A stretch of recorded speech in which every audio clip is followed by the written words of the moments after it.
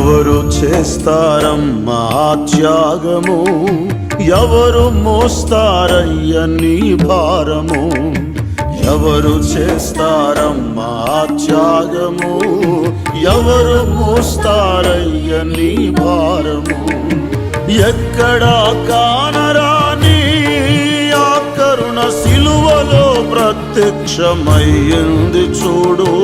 కలువరిగిరిలో సిలువ మ్రానుపై కరములు చాచింది నాడు, కరములు చాచింది నేడు.